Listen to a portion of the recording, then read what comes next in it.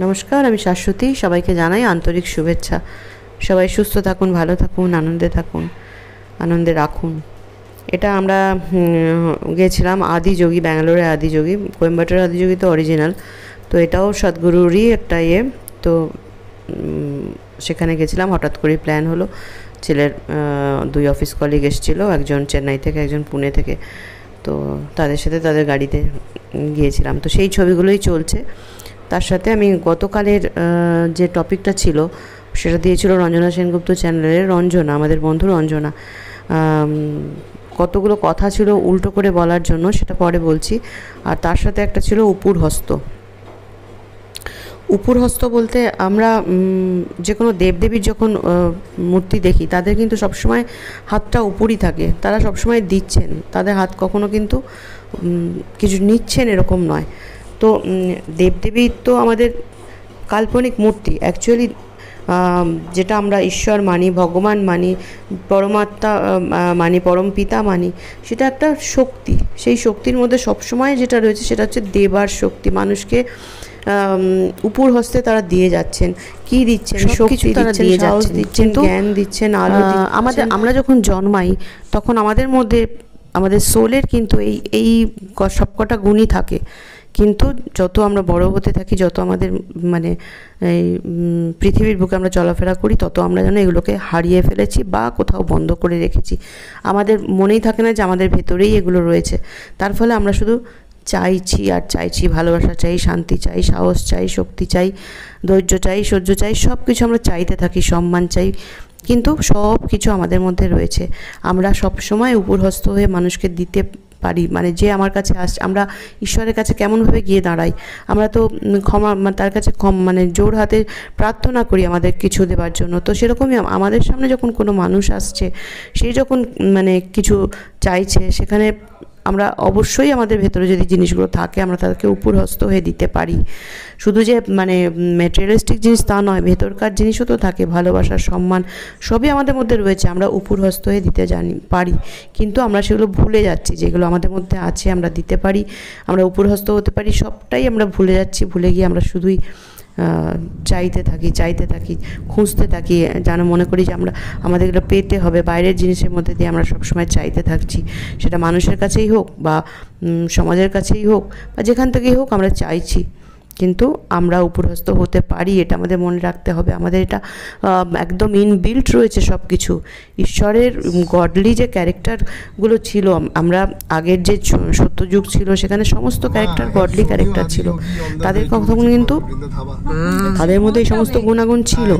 তো আমরা সেইভাবেই ঈশ্বরের মূর্তি তৈরি করেছি। তাদের মধ্যে সেই গুণাগুণগুলোকে রেখে আমরা ঈশ্বরের মূর্তি তৈরি করেছি। ঈশ্বর সবসময় আমাদের দিচ্ছেন, অভয় দিচ্ছেন, বর দিচ্ছেন। তো আমরা তো সেই পরমাত্মারই সন্তান, তাহলে কেন আমরা পারবো না উপরহস্ত হতে? তো উপরহস্ত নিয়ে আমার এটাই মানে যেটা মনে হয়েছে সেটাই বললাম আর কি। আর আজকে যেটা দিয়েছে আমাদের মধুমিতার মনের কথা, আর মধুমিতা দিয়েছে মধু, পারিপার্শ্বিকতার চাপে কি আমাদের মানে জীবনটা নির্ভর করছে পারিপার্শ্বিকতার উপরে। তো সেটা নিয়ে বলবো যে হ্যাঁ, অনেকটাই তো করছে। সেটা খুব ছোট্ট কথা, মানে একটা উদাহরণ দিয়ে বলি।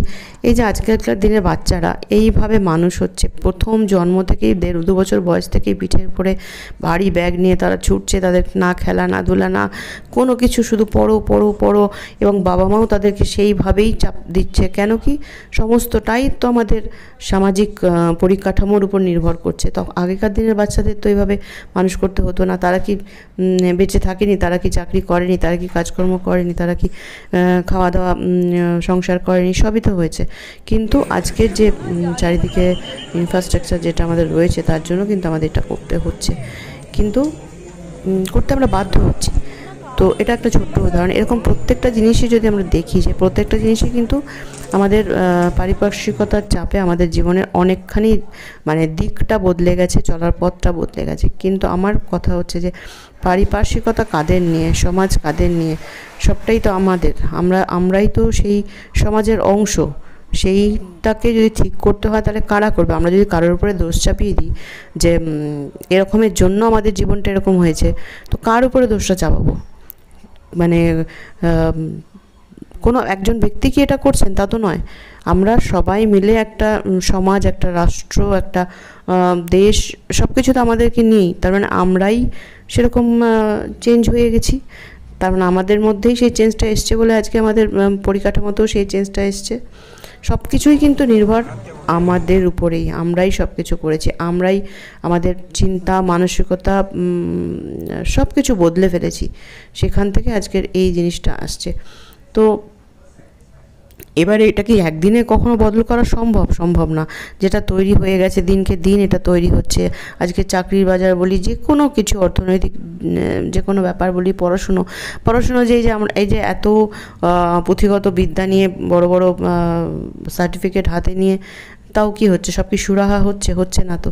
তাহলে এটাকে যদি অন্যভাবে, অন্য স্ট্রাকচারটা করা, অন্য পরিকাঠামোতে করা যেত, যে যাতে একটা ছেলে বা মেয়ে যেই হোক, সে পড়াশুনো করে সে একটা তার সঠিক লাইন যেখানে সে মানে ভালো করতে পারে, তার যেটাতে পারদর্শিতা রয়েছে সেটাতেই সে যেতে পারবে, সেটা নিয়ে যদি ছোটো থেকে পড়াশুনো করানো হতো। তো কই, সেটা তো হয় না। আমরা পুঁথিগতভাবে এই ওই সেই সব সাবজেক্ট পড়ে যাচ্ছি, কিন্তু আলটিমেটলি সেটা কতটা কাজে লাগছে।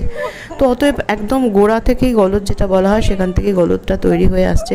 অতএব পারিপার্শ্বিকতার চাপে অবশ্যই আমাদের লাইফ বদলাচ্ছে, তার চাপে পড়েই হচ্ছে, কিন্তু তার দায় কিন্তু আমরা অন্য কাউকে চাপাতে পারি না। আমাদের যদি প্রত্যেকটা মানুষ যদি আমরা নিজেদেরকে বদল করি, তাহলে দেখা যাবে যে একসময় সবটাই আবার বদলে গেছে। কারণ ছিল তো আগে তো এরকম ছিল না। সত্যযুগ, দাপর, ত্রেতা, কলি, আজকে এসে দাঁড়িয়েছি আমরা। তো দিনে সেটা এরকমভাবে ডিটোরেট করেছে। কিন্তু সেই সত্যযুগের যে সমস্ত ক্যারেক্টার আমরা দেখি, তাদের মধ্যে তার সবাইকার গডলি ক্যারেক্টার ছিল। সেখানে কিন্তু এই ধরনের কোনো রকম ফেস আমরা করিনি। আজকে দিনে এত অসুখ বিসুখ কেন? সেটা তখনও ছিল মানুষ, এখনও মানুষ আছে। তখনও ছিল এই পৃথিবীর বুকে, এখনও তার পৃথিবীর বুকে রয়েছে। তাহলে কেন এত মানে এরকম কেন হচ্ছে?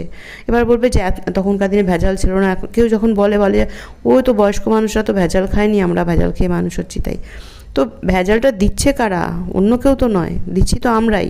মানুষই তো করছে। মানুষের যা কিছু ভালো, যা কিছু মন্দ, সবটাই মানুষ করতে পারে। অন্যান্য পশু পাখি, অন্যান্য জীবজন্তুকে কিন্তু এতটা মানে কি বলবো, ক্ষমতা ঈশ্বর দিয়ে পাঠাননি। তারাও প্রাণী, তারাও খাচ্ছে দাচ্ছে, ছোটো থেকে বড় হচ্ছে, তাদেরও জন্ম মৃত্যু রয়েছে, কিন্তু মানুষের মতন এত বুদ্ধি দিয়ে তো তাদের পাঠায়নি, তাই না? সুতরাং বুদ্ধিকে কোন দিকে আমরা চালনা করব, সুপথে না কুপথে, সেটা তো আমরাই জানি, আমরাই ঠিক করতে পারি। আমরা বলি না যে ঈশ্বর সব কিছু করান, না, ঈশ্বর যেটা করেন সেটা ঈশ্বর ক্রিয়েট করেছেন। ঈশ্বর আমাদেরকে অবশ্যই ক্রিয়েট করেছেন, এবং আমরাও ক্রিয়েট করতে পারি আমাদের পারিপার্শ্বিকতাটাকে। ঈশ্বর আমাদের যেটা দিয়েছেন সেটা দিয়েছেন বুদ্ধি, জ্ঞান, শক্তি, ধৈর্য, সহ্য, সব কিছু দিয়ে ঈশ্বর পাঠিয়েছেন। এবার সেগুলোকে আমরা কোন দিকে চালনা করব, সেটা কিন্তু ঈশ্বর ঠিক করে দেবেন না, তাই না? যেমন আমাদের এই সমাজে কিছু নিয়ম থাকে, সংসারে কিছু নিয়ম থাকে, রাষ্ট্রে কিছু নিয়ম থাকে। যেমন যখন গাড়ি চলছে, লাল আলোতে একটা নিয়ম, সবুজ আলোতে একটা নিয়ম, হলুদ আলোতে একটা নিয়ম। এবার সেই নিয়মগুলো বেঁধে দিয়েছে। এবার সেগুলো যদি আমরা ফলো না করি, উল্টো করি, তাহলে উল্টো ফল তো আমরা পাবো। এটাই তো ঠিক কথা, এটাই তো আসল কথা। তো সেটাও যদি বলি যে মানে আমাদের সবুজ আলো দেখে চলতে বলছে, লাল আলো দেখে থামতে বলছে, সেখানে আমরা যদি উল্টোটা করি, আমরা জানি এটা করতে বলছে, কিন্তু আমরা করছি উল্টোটা, তো সেক্ষেত্রে কী হবে? সেক্ষেত্রে কি আমাকে এসে যারা নিয়ম করেছেন তারা এসে দৌড়ে এসে আমাকে বাধা দেবে যে না না না, তা তো নয়, তারা নিয়ম করে দিয়েছে, আমি ফলো করছি না। ঠিক এখানেও তাই, ঈশ্বর আমাদের সৃষ্টি করেছেন, ঈশ্বর আমাদের সব কিছু দিয়ে পাঠিয়েছেন। আমরা সেগুলোকে সুপথে চালনা যদি করি, তাহলে কিন্তু আজকের যে দিন দেখছি আমরা হায় করছি যে ইস্কি কলিযুগ, যা কিছু হচ্ছে ইস্কি কলিযুগ, আমি খুব ভালো, আর কলিযুগে যেন মনে হয় একজন কেউ দাঁড়িয়ে কলিযুগ সৃষ্টি করছে। তা তো নয়। এই কলিযুগে তো আমরাই রয়েছি, সেই সত্যতেও আমরা ছিলাম, আজকে কলিতেও আমরাই আছি। যা কিছু সৃষ্টি করছি আমরাই করছি। অতএব আমাদের বদলাতে হবে। যদি আমরা মনে করি যে আমাদের সমাজ, পারিপার্শ্বিকতা আমাদের বদলাচ্ছে, চাপ দিচ্ছে, তাই আমরা বদলাচ্ছি, তো সেই সমাজ, সেই পারিপার্শ্বিকতা, সে সব কিছুই আমাদের দিয়েই সেটা গঠিত। নিজেদের ভুল বুঝতে হবে। আমরা সবসময় অপরের দিকে আঙুল তুলি, ও এই তো এরকম করছে, ওই তো ওরকম করছে। আমাদের দিকে আঙুলটা আমরা কখনো দিই না। প্রত্যেকটা মানুষ আমরা যদি নিজেদের দিকে একবার তাকাই, আমাদের নিজেদের মধ্যে যা যা আছে, আমরা কেউ তো ধোয়া তুলসী পাতা পারফেক্ট মানুষ নয়, সবার মধ্যেই দোষ গুণ থাকে।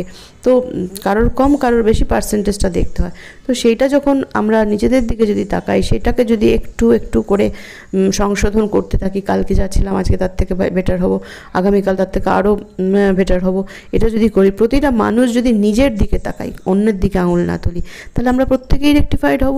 তাহলেই তো সমাজটা রেকটিফাইড হবে, তাই না? কিন্তু আমরা কি করি, আমরা নিজেদের দেখি না, আমরা অন্যদের করার চেষ্টা করি। তাতে কী হয়, না আমরা নিজেরা সংশোধিত হই, না আমরা অন্যদের করতে পারি। এটা কখনো করা সম্ভব না। অন্যকে আমি কী করে করতে পারবো? তার বড় হওয়া, তার শিক্ষা দীক্ষা, তার চলাফেরা তার মতন, আমি তাকে কখনো বদলাতে পারি কি পারি না? হয়তো 2-4 জন মানুষ, 10 জন মানুষ আমার কথায় বদলাতে পারে, কিন্তু সবাই তো বদলাবে না।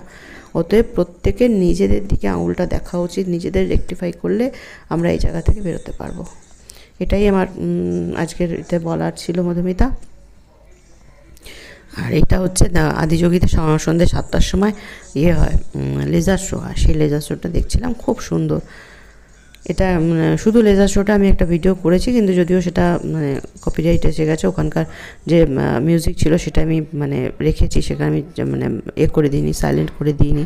তো এই জন্য কপিরাইট এসে গেছে। মাত্র দেখলাম 5টা ভিউ হয়েছে। যদি কারোর দেখতে বা শুনতে ইচ্ছা করে, আমার এতে রয়েছে ওটা ভিডিওতে, শুধুমাত্র লেজার শোটা। এখানে তো সব কিছু ফটো মিলিয়ে দেওয়া হয়েছে, শুধুমাত্র লেজার শো ওখানে আমি দিয়ে রেখেছি, দেখতে পারেন। খুব সুন্দর, খুব ভালো লেগেছে আমার। তবে কোয়েম্বাটোরেরটা হচ্ছে অরিজিনাল। কোয়েম্বাটোর একটা অনেক বড় জায়গা নিয়ে একটা আশ্রম, সে তার মধ্যে কি নেই সব আছে। থাকার জায়গা থেকে আরম্ভ করে যোগা, মেডিটেশন, পুজো, আরও অনেক কিছু আছে, যেটা আমি আমার যাওয়ার ভীষণ ইচ্ছা ছিল। এখান থেকে যাওয়াটা খুব সহজ হতো, ওয়েস্ট বেঙ্গল থেকে এসে আর হবে কিনা জানি না, কিন্তু সেটা হয়ে উঠলো না। তবে এখানে আমার বাড়ি থেকে ছেলের অফিসের 2 কলিগ এসছে, একজন চেন্নাই থেকে, একজন পুনে থেকে। তো তারা যাবে, তা শুনলাম যে ওরা এখানেই যাবে। এই এটার নাম হচ্ছে চিক্কাবাল্লাপুর, ব্যাঙ্গালোর থেকে কিছুটা দূরে।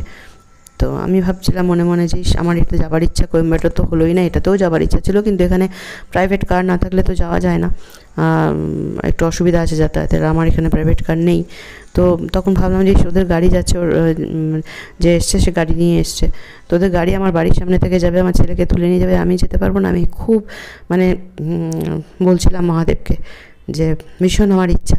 ও হঠাৎ দেখি সকালবেলায় ওরা ফোন করলো, ওরা হোটেলে উঠেছে ব্যাঙ্গালোরে, ওরা ফোন করে বললো আমার ছেলেকে যে আন্টিকেও নিয়ে যাবো, আন্টিকেও রেডি হতে বলো। তখন আমার যে মনের অবস্থাটা কী হলো আমি বলে বোঝাতে পারবো না।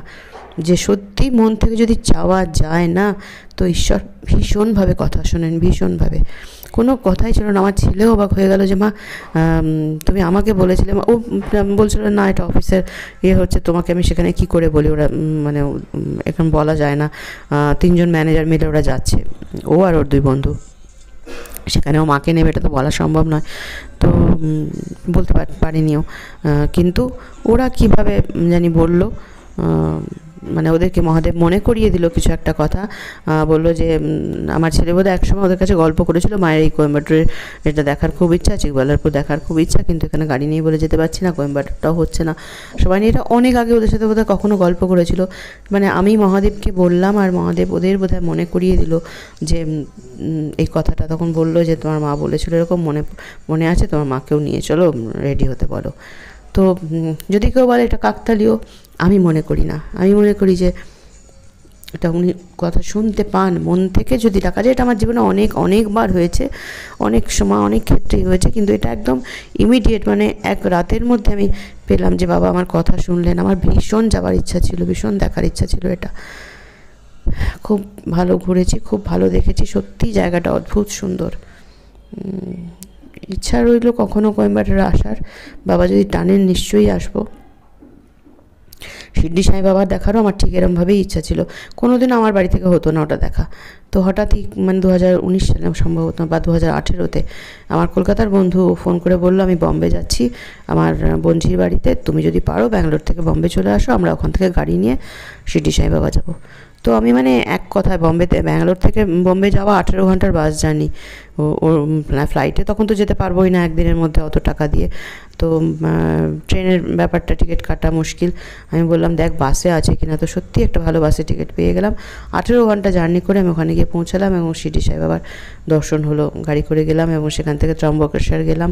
তো সত্যি তাই, ত্রম্বকেশ্বর আমি কখনো ভাবিনি, ত্রম্বকেশ্বর বাবা টেনেছেন যেতে পেরেছি, কিন্তু শিরডি সাই বাবা আমি ভীষণ ভাবতাম, আমার ভীষণ ভালো মানে ইচ্ছা ছিল ওনাকে দর্শন করার। তো সেটা আমি দর্শন করতে পেরেছিলাম। তো এরকমভাবে আমি দেখেছি যে মনে যদি খুব ইচ্ছা থাকে, সত্যি ইচ্ছা থাকে, আর আমি যদি আমার মন যদি পরিষ্কার হয়, মনের ঘরে নোংরা কিন্তু আমি অনেক ইচ্ছা প্রকাশ করলাম, তো সেই ইচ্ছাগুলো নোংরার মধ্যেই হারিয়ে যায়, সেগুলো আর পৌঁছায় না পরমাত্মার কাছে। তো মনের ঘর যদি, মনের মন্দির যদি পরিষ্কার থাকে, আর সেই মন্দিরে যদি হৃদয় থেকে ঈশ্বরকে কিছু বলা যায়, সেটা যে হয় না এটা কখনোই নয়, হয়। সে আজকে হোক, কালকে হোক, 1 বছর পরে হোক, অবশ্যই হয়। প্রচুর প্রচুর প্রচুর আমার জীবনে প্রচুর ঘটনা আছে, এগুলো দেখেছি। তাই সবাইকে বলবো যে নিজেকে সংশোধন করা ভীষণ দরকার। আমি হয়তো মনে করছি আমি কারোর ক্ষতি করছি না, আমি কারোর টাকা চুরি করিনি, আমি কারোর ক্ষতি করিনি, সেগুলো তো বড় বড় ক্ষতি, সেটা নয়। অনেক ছোট ছোট জিনিস আমরা যেগুলো করি সেগুলো, যেমন আগে হলে না বললাম ওই অনেক সময় কারোর কিছু হয়তো দেখলে সেটা নিয়ে আলোচনা, যে সেটা হয়তো সে ঠিক করেনি, আমি আলোচনাটা কিছু ভুল করছি না, আমি যেটা বলছি সেটা ঠিকই বলছি, কিন্তু ওই আলোচনাটাই ঠিক নয়, কাউকে জাজ করাটাই ঠিক নয়। সেটা আগে করতাম, কিন্তু এখন আমি সেটা করি না। মনের মধ্যে আসে ঠিকই, ও এটা এরকম করলো, কিন্তু সেটা আর মানে কারোর সাথে শেয়ার করি না, বা কোনো খারাপ জিনিস, কোনো নেগেটিভ জিনিসকে শেয়ার করতে চাই না। আর কেউ বললেও আমি ভীষণ মানে একটু রেগেই যাই। তো সেই জন্য বলছি যে অনেক কিছু আছে সেগুলো দিয়ে মনকে পরিষ্কার রাখতে হয়। এগুলো ছোটোখাটো নোংরা, হয়তো বা ছোটোখাটো নোংরা, কিন্তু প্রতিটা জিনিসই কাউন্ট হয়। আমি যাই করি না কেন সেগুলো আমার কর্মাতে কাউন্ট হবে। কর্মা বন্ধন থেকে কাটাতে গেলে আগেই মানে যেটা করা দরকার সেটা হচ্ছে যে আমার জীবনে যদি কিছু খারাপ ভালো যেটা আসছে সেটাও আমার জীবনে আমারই পাওনা, আমারই কৃতকর্মের পাওনা, যেটা খারাপ আসছে সেটাও আমার কৃতকর্মের পাওনা। এটাকে প্রথমে বুঝতে পারাটা হচ্ছে প্রথম কর্মের বন্ধন কাটানোর ফার্স্ট স্টেজ। যে আমি কেউ আমার ক্ষতি করছে, কারোর দ্বারা আমার এই কষ্টটা হচ্ছে, ও আমার জীবনে এসছে বলে আমার জীবনে এই কষ্টটা, এগুলো একদম নয়। সম্পূর্ণটা হচ্ছে যে আমি যা করেছি, আমি কাউকে ব্ল্যাক বল থ্রো করেছি, সেই ব্ল্যাক বলটা আজকে আমার কাছে ব্যাক করে আসছে। কিন্তু এ জন্মেও যদি আমি তো জানি না আমি কী করে এসেছি, আগের জন্ম জানা যায় না, তাই এ জন্মেও যদি আমি সেই ব্ল্যাক বলটাকে থ্রো করি তাহলে কিন্তু সেটা আমার কর্মবন্ধন কাটছে না। তাই আমাকে এই জন্মে তার সাথে থেকে পরিস্থিতিকে সুন্দর করে নিয়ে, আমার মন যাতে সেই পরিস্থিতির চাপে ভেঙে না যায়, সেটাকে ঠিক করে নিয়ে সেই কর্মবন্ধন কাটিয়ে উঠতে হবে, যাতে এই জন্মে আমার সেই কর্মবন্ধনটা কেটে যায়। কারণ তা নাহলে কিন্তু এগুলো বলে ডিভাইন লোন, এই ডিভাইন লোন কিন্তু চলতেই থাকে, যতক্ষণ না আমি এটাকে শোধ করব সেটা আমার জীবনে এটা চলতেই থাকবে। এই হচ্ছে এক ম্যানেজার, ওর আমার ছেলের বন্ধু, আর আরেকজন রয়েছে, সেও এসছে পুনে থেকে, আরেকজন রয়েছে ও এসছে চেন্নাই থেকে। এরা 3 বন্ধু আর কি, 3 কলিগ। তো এরা আমাকে নিয়ে গেছিলো।